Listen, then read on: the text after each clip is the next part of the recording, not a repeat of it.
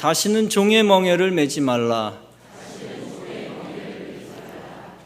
우리나라가 일제 지배를 36년 동안 받았습니다.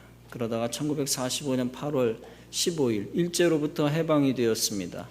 그날을 기념하여 우리가 매년 광복절 기념 예배를 드리고 있습니다.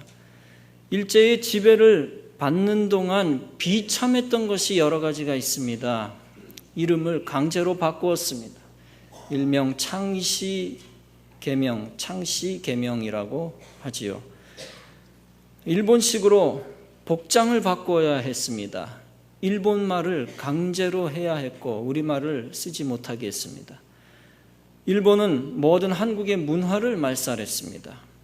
고종 황제가 폐위되었습니다. 일본은 왕족의 씨를 희석시키기 위해 고종의 막내딸 이를테면 덕혜옹주를 대마도에 보냈습니다. 대마도는 부산에서 50km 떨어진 스시마 섬입니다. 그곳에서 대마도 백작과 강제로 정략 결혼을 시켰습니다. 그녀 자신의 어머니가 죽었을 때에 신경질환을 앓게 됩니다. 설상가상으로 그녀의 외동딸이 대마도에서 낳은 외동딸이 나중에 의문사를 당합니다. 그녀는 결국 정신질환을 앓고 정신병동에서 감금당하는 생활을 합니다. 일본인 남편과 이혼을 한 후에 일본인 남편이 몇 차례 그녀를 찾아왔었습니다. 방문했습니다. 그러나 황실가에서 만남을 허락하지 않았습니다. 일본 패망 이후 그녀는 평민 신분이 되었고 조국은 그녀의 그녀의 존재를 외면해 버렸습니다. 37년간 유랑 생활을 하다가 1962년 박정희 대통령에 의해 귀국했습니다. 나중에 노환으로 고생하다가 77세에 쓸쓸하게 생을 마감합니다. 여러분, 일제시대에 살던 수많은 사람들이 지위 고하를 막론하고 나라를 잃고 고통을 당했습니다. 아무리 왕의 자제라 할지라도 신분이 추락할 수밖에 없었습니다. 그중 궁중에 있었던 인물들의 비극은 참으로 모든 사람들의 비극의 대표적인 거라 할 수가 있고 나라 잃은 서름의 한 상징적 사례가 되고 있습니다. 특히 일제시대가 비극적인 이유는 일제가 기독교를 말살했기 때문입니다. 자기들의 천황에 대해 신사참배를 강요했습니다. 1935년 전까지는 우리 신앙인들이 신사참배를 하지 않겠다고 조선 총독부의 양해를 구했습니다. 어느 정도 양해를 해주었지만 그러나 그 이후에는 일본이 강경하게 나오기 시작했습니다. 평양 기독교 사립학교장이 신사참배를 거부한 데서 발단되었습니다. 일본이 강경책을 들고 나오니까 기독교는 분열이 되어버렸습니다. 1937년부터 기독교 학교가 폐교되기 시작했습니다. 일부 학교는 신사참배에 순응하기 시작했습니다. 일본 경찰은 1938년부터 신사참배를 일반 신도들에게 강요하기 시작했습니다. 그리고 노회, 총회가 신사참배 하도록 강요를 했습니다. 너희가 신사참배를 결의해라. 그렇게 압력을 주었습니다. 결국 1938년 장로교 총회가 이에 굴복하여 신사참배를 해도 된다라고 신사참배를 결의했고 신앙은 급속도로 타락했습니다. 변질이 되어버렸습니다. 그러나 신앙을 지킨 사람들은 어느 교파에나 있었습니다. 한편 총독부는 1062개의 신사를 세웠고 각급 학교와 각 가정에도 만들어 아침마다 참배케 했습니다. 이런 신사참배에 동원된 조선 신궁 사람들은 1942년 264만 8천 명에 이르렀습니다. 1938년 이후에는 조직적인 반대운동이 일어났습니다. 그 중심인물은 평안남도의 주기철, 평안북도의 이기선, 경상남도의 한상동, 주남선, 전라남도의 손양원, 함경남도의 이계실 등입니다. 만주 지역에도 있었습니다. 1940년에는 조선 기독교 불온분자 일제 검거령이 떨어졌습니다. 그 과정에서 조용학, 주기철, 최봉석, 최상민, 김윤섭, 박의흠 등의 순교자가 나왔습니다.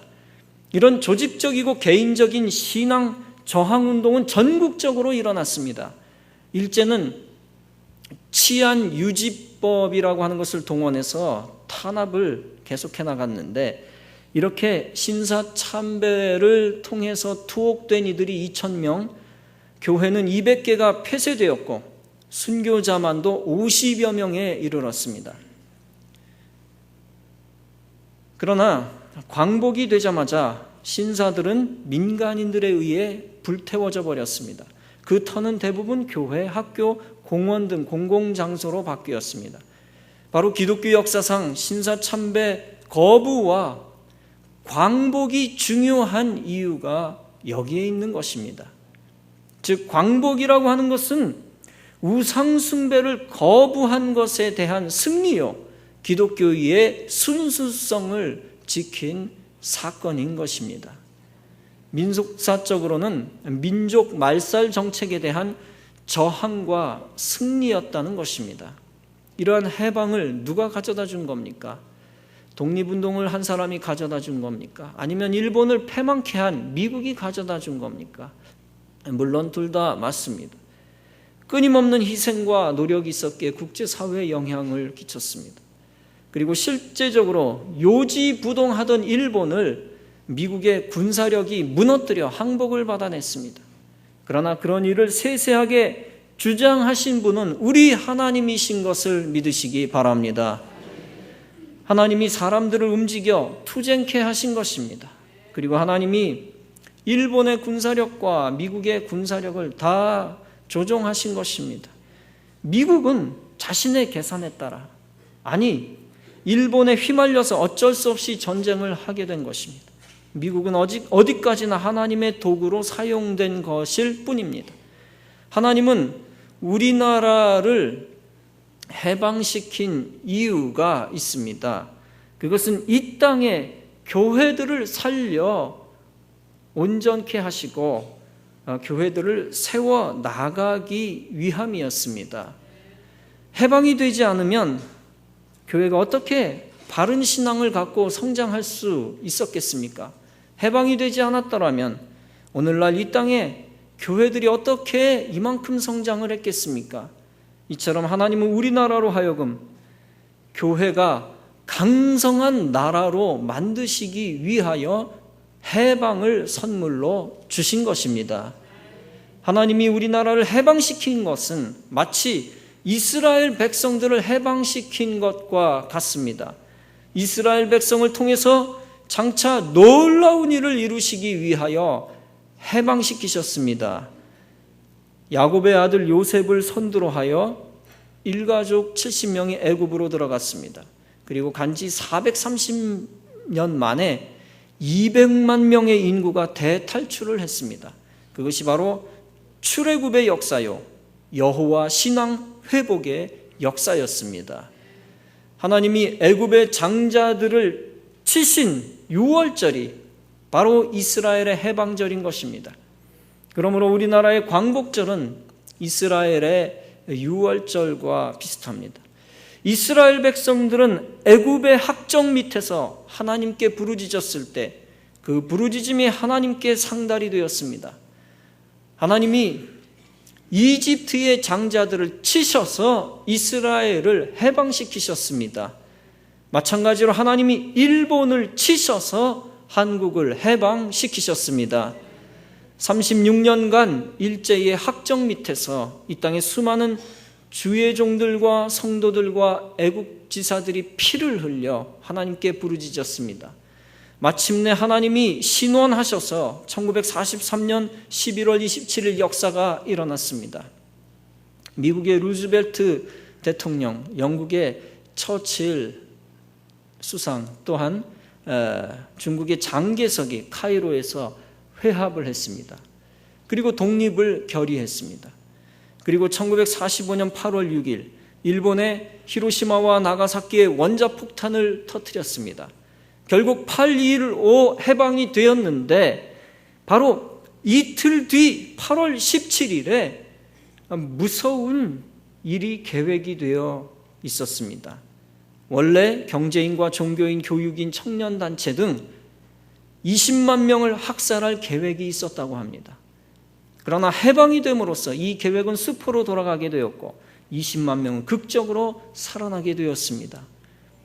마치 하만이 유대인을 학살하려고 세웠던 50 큐빗의 장대에 자기 자신이 달려 죽어버린 것과 같은 모습이 그런 꼴이 되었습니다.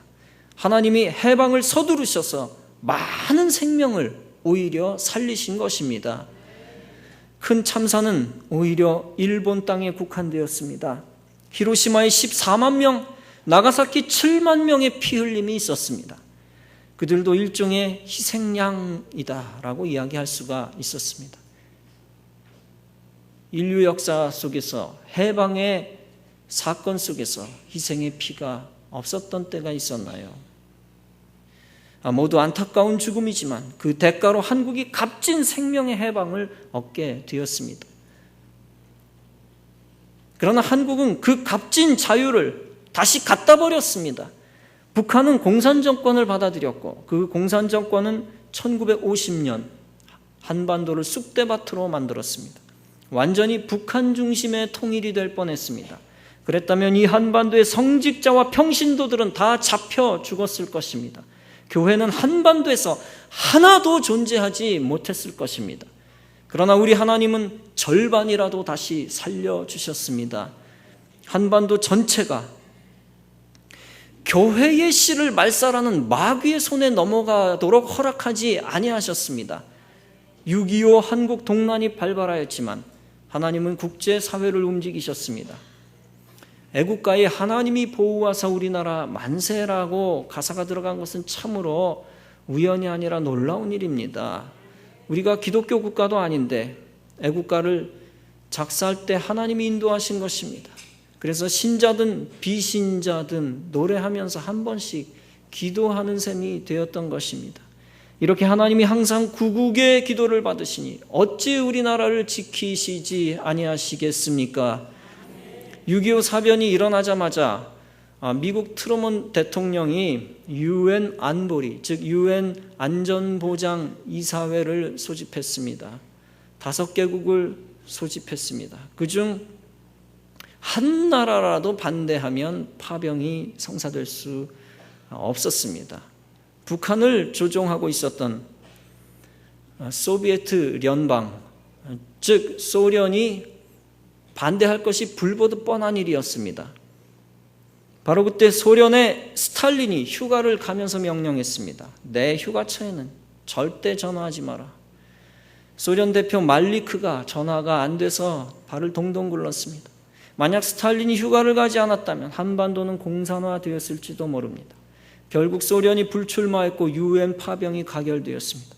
이렇게 하나님이 자유 대한민국을 사망의 멍에에서 다시 건져주신 줄로 믿습니다.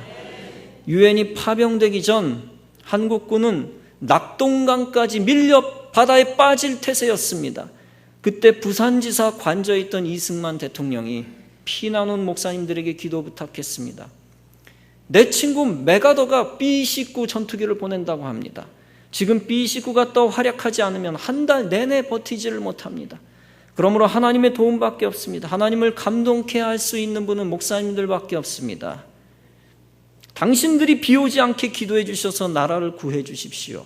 그래서 그 부탁을 받고 그들은 초량교에서 한 달 동안 식음을 전폐하고 금식 기도했습니다. 그 결과 하나님이 응답해 주셨습니다. 기적적으로 8월 한 달 내내 비가 오지 않았습니다. 있을 수 없는 일이 벌어진 것입니다. 비행기가 새까맣게 떴습니다. 그리고 낙동강전선을 아침 저녁으로 비 붙듯 폭격을 했습니다. 폭탄 터지는 소리가 부산까지 들렸다고 합니다. 만약 그때 B-19의 융단 폭격이 없었다면 우리의 패배로 끝났을 것입니다.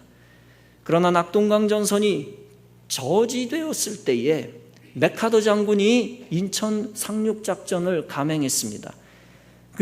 그로 인하여 적군의 허리를 끊어버렸습니다. 그때 비로소 북한군이 패주하고 밀려 올라가게 되었습니다. 그 덕에 서울은 다시 회복되었고 결국 우여곡절 끝에 한반도의 절반을 지켜낸 것입니다. 스탈린과 김일성이 한반도에서 교회 다니는 사람들을 다 죽여버리려고 했지만 하나님이 허락하지 않았습니다.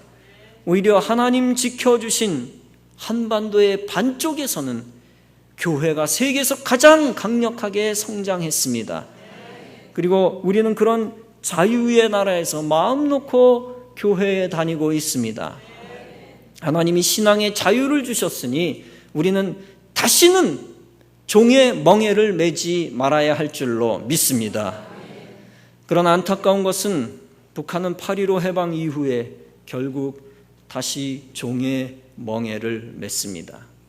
이제 멍에를 먼저 풀어버린 우리들이 멍에를 쥐고 있는 북한을 구원해야 합니다.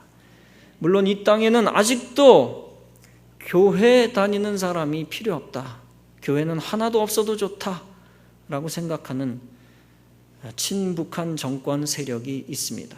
100%는 아니더라도 상당수 교회는 필요가 없다라고 생각하는 친북 정권 세력이 있습니다. 그들의 사상은 뜯어고칠 수 없습니다. 왜냐하면 악한 영에 사로잡혀 있기 때문입니다. 하나님을 대적하는 사상의 종에 매여 있기 때문입니다. 오직 거룩한 성령께서 강하게 역사하실 때에 악한 영이 떠나가고 그들의 정신은 온전하게 되어질 줄로 믿습니다. 그러면 교회에 자유를 가져다 주는 친교회적 사상으로 돌아오게 될 것입니다. 동시에 북한이 무너져 내리면 영적인 종의 멍에를 북한 동포들이 풀어버릴 때에 남한 땅의 얽매인 종들도 정신을 차릴 것입니다. 미국의 유명한 철학가 산타 아나는 이렇게 말했습니다. 뼈아픈 과거를 기억할 줄 모르는 사람은 과거를 되풀이하게 된다. 슬기로운 사람은 경험 속에서 지혜를 배우고 지혜로운 민족은 역사 속에서 교훈을 얻는다.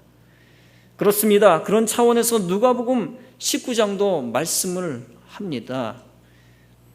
가까이 오사 성을 보시고 우시며 가라사대 너도 오늘날 평화에 관한 일을 알았다면 좋을 뻔하였거니와 지금 내 눈에 숨기웠도다 라고 말씀하셨습니다. 예루살렘을 사랑하며 우셨던 주님께서 오늘날 우리들의 어리석음을 보고 안타까워하고 계십니다. 해방을 주셨음에도 불구하고 그 해방을 선물로 누리지 못하는 민족은 어리석은 민족입니다. 그런 민족을 보면 우리 주님은 한탄하십니다. 주님이 희생의 엄청난 값으로 해방을 주셨는데 그러면 그 가치를 알아야 합니다. 그 가치를 바로 알고 악한 영의 멍에를 다시는 매지 말아야 합니다. 사탄이 지배하는 권세에 굴복하거나 사탄이 지배하는 사상에 속지 말아야 합니다. 해방받은 성도들은 다시는 적그리스도 세력, 우상숭배 세력의 지배당해서는 안 됩니다. 반드시 하나님이 주신 해방의 선물을 영원히 지키는 축복이 있기를 간절히 바랍니다. 나라와 민족의 해방도 하나님이 주셨지만 그 전에 인간 개인의 해방을 주셨습니다. 바로 한 사람 한 사람을 사망 권세에서 구원하신 것이 해방입니다. 지옥 갈 사람을 천국 가게 하신 그리스도의 피 흘림의 사건이 바로 구원의 해방 역사입니다. 반복적인 죄악으로부터 탈출하는 은혜가 바로 해방입니다. 이런 해방의 은혜가 영원히 지속되는 축복이 있기를 간절히 바랍니다. 다시는 죄의 굴레 속에 들어가는 비극이 없기를 주님의 이름으로 축원합니다. 로마서 8장은 말씀합니다. 그러므로 이제 그리스도 예수 안에 있는 자에게는 결코 정죄함이 없나니 이는 그리스도 예수 안에 있는 생명의 성령의 법이 죄와 사망의 법에서 너를 해방하였음이라. 그렇습니다. 죄와 사망의 법에서 완전히 탈출할 수 있도록 도우시는 분은 오직 예수 그리스도뿐입니다. 즉 사망 권세에서 인생을 해방시키는 분은 구원자 예수님밖에 없습니다. 왜냐하면 오직 예수님만이 생명의 성령의 법을 우리에게 주셨기 때문입니다. 주님이 우리더러 죄 없다라고 은혜를 선포하신 것이 바로 성령의 법입니다. 아무도 살릴 수 없는, 그래서 아무도 살아날 수 없는 저와 여러분들이지만 주님이 새로운 법을 선포하신 것입니다. 그 새로운 법의 적용을 받아서 다 죽을 수밖에 없는 사람들이 다 살아났습니다. 주 예수 그리스도의 죄사함의 은혜를 믿기만 하면 성령 세례를 받아 다 살아나게 되었습니다. 성령께서 옛 본성을 다 죽이시고 새 본성을 우리 가운데 주셨기 때문입니다. 그래서 우리는 성령의 법 속에 들어오게 되었습니다. 새 본성을 우리가 받았으니 아무도 우리를 정죄할 수 없게 되었습니다. 그래서 완전히 죄로부터 해방되고 구원받은 사람으로서 능력 있게 살아가게 되었습니다. 새 법의 적용을 받았으니 두려울 것이 없습니다. 새로운 본성을 받았으니 죄의 멍에를 다시는 지지 않게 되는 것입니다. 이렇게 주님이 해방시켜 주신 은혜가 영원히 소멸되지 않기를 간절히 바랍니다. 그러나 드문 일이지만 배도하고 타락하는 일이 있습니다. 잠깐 실수하였지만 참회하는 자에게는 소망이 있습니다. 반면에 배도하는 자에게는 용서의 기회가 없습니다. 그러므로 우리는 사도 바울의 말씀처럼 두렵고 떨리는 마음으로 우리의 구원을 이루고 지켜야 할 것입니다. 로마서 6장은 말씀합니다. 그런즉 우리가 무슨 말하리요? 은혜를 더하게 하려고 죄에 거하겠느냐? 그럴 수 없느니라. 죄에 대하여 죽은 우리가 어찌 그 가운데 더 살리요? 여러분, 죄로부터 해방된 사람들은 다시는 마귀의 지배를 받지 말아야 합니다. 은혜를 더 받으려고 일부러 죄에 빠지는 사람은 두 번 다시 해방받지 못할지도 모릅니다.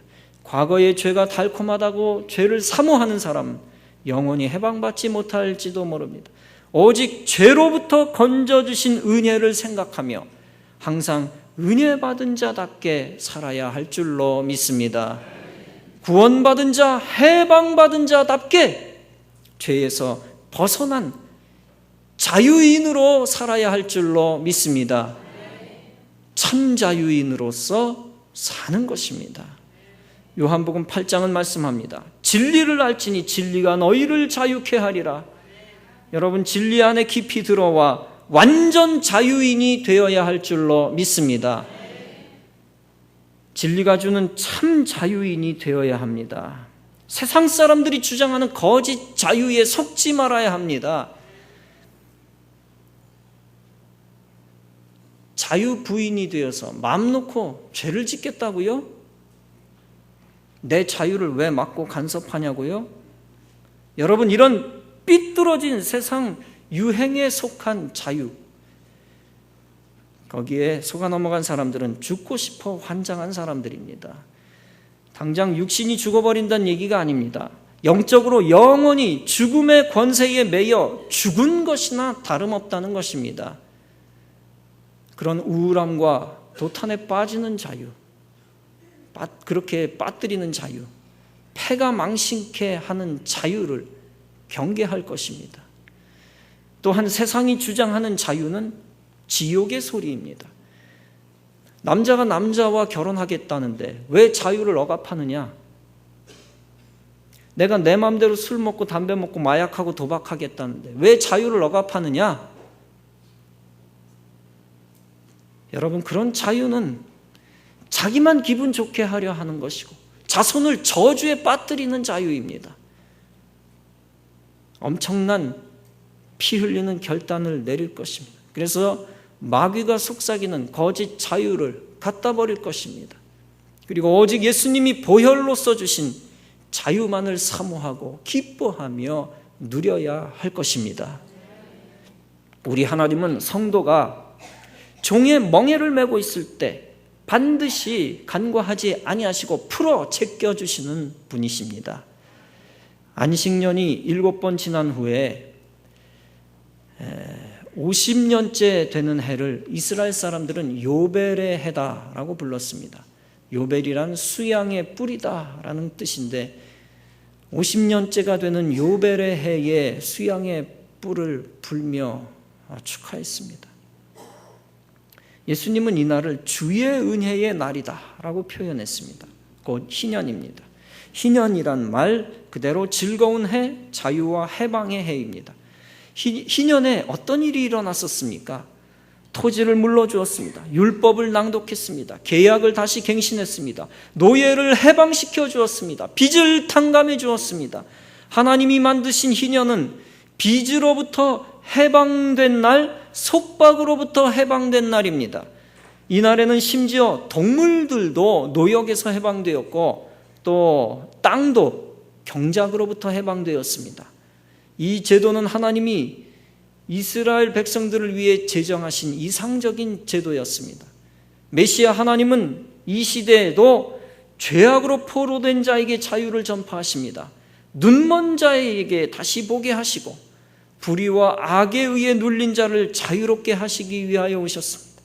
이처럼 우리 하나님은 억압으로부터의 해방과 죄로부터의 해방에 깊은 관심을 가지셨습니다. 그런 삼위일체 하나님께서 신앙을 억압하는 나라를 그만 보고 있지는 않으십니다. 교회를 탄압하고 저주하는 불신앙의 세력이 교회를 무너뜨리도록 방치하지 않으실 것입니다. 기도하는 자가 우뚝 서게 하실 것입니다. 또한 하나님을 대적하는 세상의 무서운 죄악의 풍조가 세상을 정복하도록 방치하거나 놔두지 아니하실 것입니다. 반드시 거룩한 하나님, 정의의 하나님이 사망의 종의 멍에를 제거하실 것입니다. 사랑하는 성도 여러분, 주님이 종의 멍에를 물리치실 것이라고 하는 것을 반드시 믿고 믿음 갖고 나아가며 세상 죄악을 이기시기를 바랍니다. 세상 권세와 적그리스도의 죄악과 반기독교 사상에 속아 넘어가지 말 것입니다. 더 이상 불신 사상의 종, 불신앙의 나라의 종이 되지 말 것입니다. 오직 여러분들은 살아있는 양심과 신앙을 가지고 불신앙의 자리에서 출애굽하시기를 바랍니다. 그리고 주의 능력으로 불의와 죄악 권세와 지옥 권세를 이기시기 바랍니다. 그래서 여러분의 가정과 이 나라와 민족을 복음의 나라, 정의가 강물처럼 흐르는 멋진 나라로 만드시기를 바랍니다. 그런 여러분과 여러분의 가정과 우리 교회와 우리나라에 출애굽의 기쁨을 주실 것입니다. 출애굽을 위하여 눈물로 기도하며 싸우는 여러분들에게 유월절의 기쁨을 주실 것입니다. 이와 같은 믿음 가지고 해방의 큰 기쁨 가운데서 종의 멍에를 다 벗어 던질 것입니다. 그리고 다시는 종의 멍에를 매지 아니하며 하나님께 크게 영광 돌리는 여러분과 모든 이 땅의 성도들과 이 나라와 민족이 다 되어지기를 주님의 이름으로 축원합니다.